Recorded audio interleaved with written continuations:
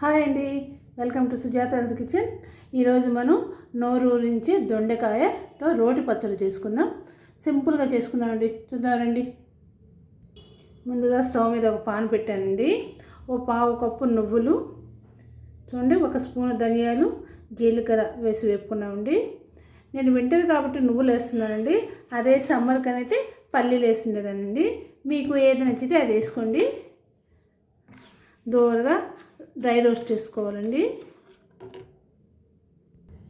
ఇలా దోరగా వేపుకొని ఒక ప్లేట్లో పోసి చల్లారనిద్దామండి.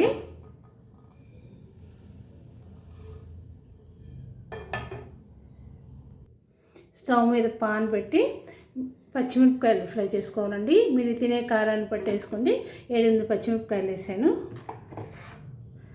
కాస్త ఫ్రై చేసుకుంటూ దొండకాయలు, పచ్చిమిర్చి, దొండకాయలు ఫ్రై చేసుకోవాలి.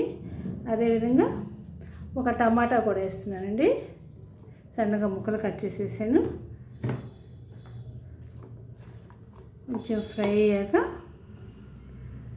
చింతపండు వేస్తున్నానండి. అదేవిధంగా కొత్తిమీర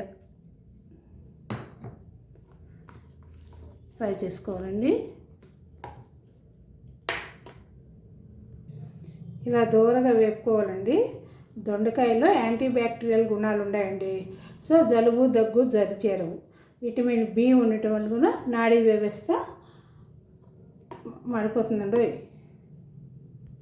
స్టవ్ ఆఫ్ చేసేసానండి. చల్లారనిద్దాం. ఈ చల్లారేలోపు మనం ఆల్రెడీ ఫ్రై చేసుకున్నాం కదా, వీటిని రోట్లో వేసి దంచుకుందాం.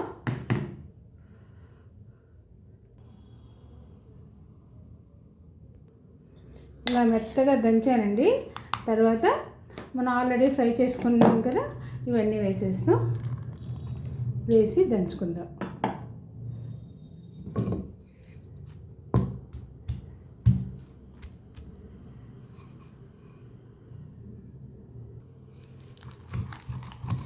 ఇలా కాస్త బరగ్గా రుబ్బుకోవాలండి, మరీ మెత్తగా రుబ్బుకోండి.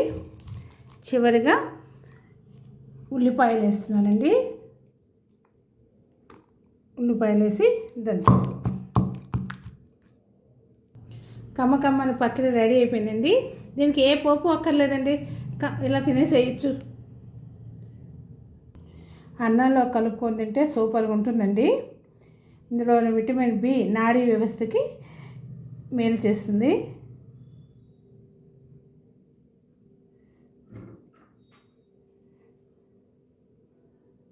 నచ్చిందండి? నచ్చినట్టయితే ప్లీజ్ సబ్స్క్రైబ్.